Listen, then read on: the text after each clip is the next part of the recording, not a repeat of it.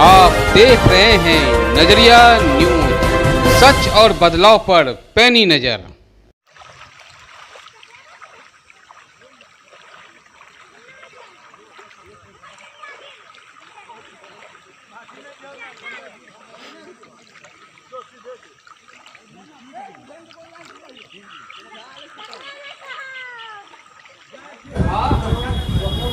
जी बताइए, क्या हुआ आपके एरिया में इस बार चुनाव भी लड़ रहे हैं? बहुत अफसोस के साथ ये कहना पड़ रहा है, ये जो बारिश हुई और मैं समझता हूँ ये समय नहीं था वर्षा का, लेकिन फिर भी बारिश हुई। हम लोग ये समझ रहे थे कि हल्का फुल्का बारिश होकर के जो है ख़त्म हो जाएगा, लेकिन इतनी ज़्यादा बारिश हुई कि चारों तरफ जो है बाढ़ आ गया है।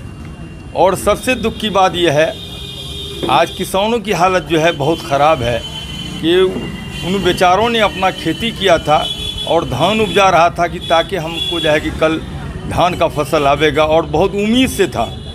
ये आखिरी में इस तरह की बारिश हुई जिससे उसका फसल नुकसान हो गया, और हम समझते हैं कि वो बहुत मर्माहत में है और बहुत अफसोस में है। क्या करें नहीं करें, चूँकि कर्ज ही ज़्यादातर लेकर के लोग जो है खेती करते हैं, और यहाँ की खेती का हालत तो आप जान ही रहे हैं। बगल में नदी है और थोड़ा बहुत बारिश हुई तो फसल नुकसान हो जाता है। हज़ारों एकड़ ज़मीन जो है कि यहाँ का फसल बर्बाद हो गया धान का, और इस पर सरकार को भी सहानुभूतिपूर्वक जो है कि यहाँ का विचार करना चाहिए कि उनको मुआवजा मिले। दूसरे तरफ मैं ये भी बोलना चाहूँगा कि हमारे यहाँ जो कृषि विभाग है, इनका काम दलाली कर रहा है। कभी सही किसान लोगों को कभी कोई मुआवजा नहीं मिला कि उनको दलाल लोगों को मिला जो दलाली करता है। और यहाँ एगो मिथिलेश नाम से है जो अकाउंटेंट सलाहकार जो होते हैं, उन्होंने क्या वहाँ का ब्लॉक का सलाहकार को वो लोग छोड़ देता है, क्योंकि वो जानता है, ये लोग टेक्निक जानता है कि दूसरे तीसरे से जो है कि माल ऐड करके जो है उनका सूची लेता है, उन्हीं के सूची पर पेमेंट देता है। आधा तेरी आधा मेरी ही हालत हो रहा है। हमारे यहाँ जो पिछले 2020 में ये जो धान का फसल जो क्षति हुआ, उसका मुआवजा जिन लोगों को मिला है जिनको ज़मीन नहीं है, 10-20 डिसमल ज़मीन है या जो है 50 डिसमल ज़मीन है, उनको 15-20 हज़ार रुपया तक दिया गया है। किसान को इसका लाभ नहीं मिलता है, यहाँ दलाल ही लोगों को पैसा मिलती है।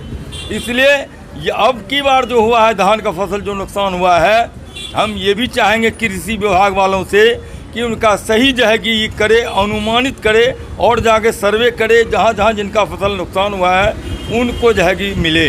तो हम समझते हैं कम से कम कुछ न कुछ उसका भरपाई होगा। ऐसे उनका भरपाई नहीं हो सकता है, हम लोग लाख उसको दिला दें उससे भरपाई नहीं हो सकता। चूँकि अगर किसी का 10 एकड़ चला गया, 2 एकड़ चला गया, 5 एकड़ चला गया, तो एक एकड़ में 60 जो है कि मन जो है कि होता है धान, और उसके हिसाब से जो है सरकार दे नहीं सकती है। वो तो सरकार देती है, सिर्फ उनको ये लग जाए कि हमको सरकार ने दिया, बस इसी को लेकर उसको संतुष्ट होना है और अपने आप को जो है कि कर लेता है, चलो जो मिला। आपने कहा कि आपके यहाँ कोई दलाल है जिसका नाम मिथिलेश नाम अकाउंटेंट है। अच्छा। इनका ट्रांसफ़र भी हो गया जो मैं जान रहा हूँ। आज ये कुंडली मार करके 5-6 साल से बैठा हुआ है और सारा जो है काम वही करवाता है कृषि विभाग में, सारा पैसा लूट के लाता है। अभी जो हमारा प्रेजेंट टाइम में जो बीओ है, वो जो है कि कुछ नहीं समझता है, कुछ नहीं जानता है, लगता है कुछ जानते ही नहीं है, कृषि के मामले कुछ नहीं जानता है, और वो चुपचाप रहता है। सारा खेल जो है कि मिथिलेश करता है,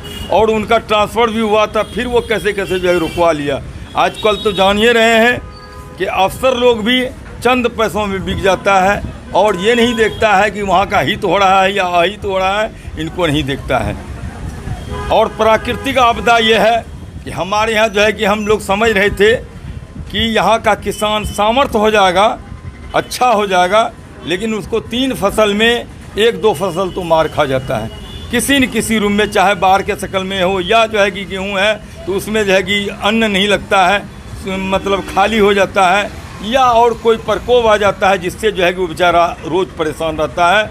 अगर उसको तीनों फसल बढ़िया से हाथ लग जाए किसानों का, तो आज किसान का भी पोजीशन अच्छा होगा, और भारत में जब किसानों का पोजीशन अच्छा होगा तो भारत देश का भी होगा।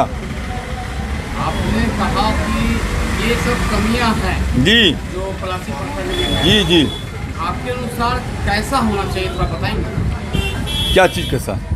अगर जैसे कुछ लोगों का कहना है, कुछ लोग पॉलिटिशियन जो नेता आते हैं वो वादा करते हैं कि महानंदा बेसिन पे हम काम करेंगे और बाढ़ रुक जाएगा। जी। आपके दिमाग में क्या प्लान है, क्या? मेरे दिमाग में यह है कि मरहूम तस्लीमुद्दीन साहब ने ये महानंदा बेसिन का जो है कि लाया था।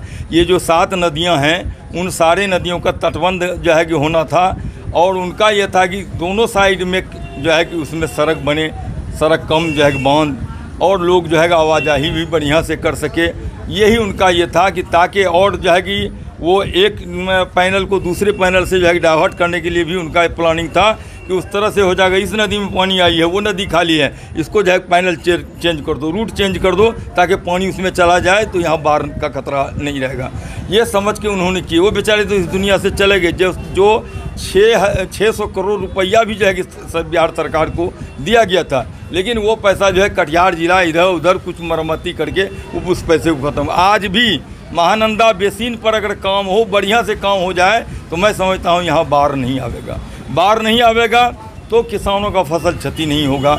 और इतना जो हम लोग गरीब गुरबा लोगों का जो घर गिरता है बरसात में, पानी हल्का सा गया, चूँकि उसका फूस का मकान है और वो जो है बैम्बो पाइलिंग पर है, उस पर कोई जो है कि बढ़िया जो है पाइलिंग भी नहीं कर सकता है, इसलिए उनका मकान गिर जाता है और बेचारे को रहने के लिए जो है कि परेशान होता है। आप अपना परिचय? मेरा नाम मोहम्मद शब्बीर अहमद हुआ। मैं वर्तमान में जिला परिषद पलासी क्षेत्र संख्या 25 से हूँ। जनता का क्या अपील है? जनता से अपील है, चूँकि अभी तो चुनाव का समय आ रहा है, हम जनता से यही अपील करेंगे कि चूँकि हर चुनाव के बाद ये देखा गया है, लोग बोलते हैं ये गलती हो गई, उसको चुन लिए, तो अभी मौका है, 1 महीने का मौका है। 1 महीने के अंदर में सूझबूझ से वो काम करें, अच्छा प्रतिनिधि को चुन के लाएं, जो भ्रष्ट नहीं हो, जो अच्छा हो, जो उनके लिए काम करता हो, लगनशील हो, समाज सेवी हो। वैसे लोग अगर आवेंगे तो मैं समझता हूँ ग्राम पंचायत का भी भला होगा और प्रखंड का होगा ही होगा। इसलिए अच्छे लोग आवें। और मैं सारे जनता, पूरे पलासी प्रखंड के अवाम से मैं ये गुजारिश करता हूँ, निवेदन करता हूँ कि आप जो है कि भली भांति सोच समझ करके चुनें। ये नहीं कि मेरा ये भाई है वो नहीं है, उस पर अगर रहेंगे तो बढ़िया चुनाव नहीं होगा। आप कैंडिडेट को देखें कि कितना कैंडिडेट मेरे पास में है, जो अच्छा लगे, जो बेहतर लगे, वही उसी को आप चुनें। और ये सभी धर्मों में भी कहा है कि वैसे योग्य लोगों को चुनें जो आपका काम आवे। अगर आप चुन लेते हैं अच्छे लोगों को, तो मैं समझता हूँ कि कल का जो पलासी होगा वो बदला सा होगा। और अगर आप नहीं चुनने में कामयाब नहीं रहे अच्छे लोगों को, तो फिर वही उसी जिस तरह पहले था उसी तरह कल भी रहेगा। यही हमारी आखिरी निवेदन है, गुजारिश है। शुक्रिया। अन्य खबरों के लिए सब्सक्राइब करें नजरिया न्यूज। इस बुलेटिन में इतना ही। मेरे और मेरी टीम को दें इजाज़त।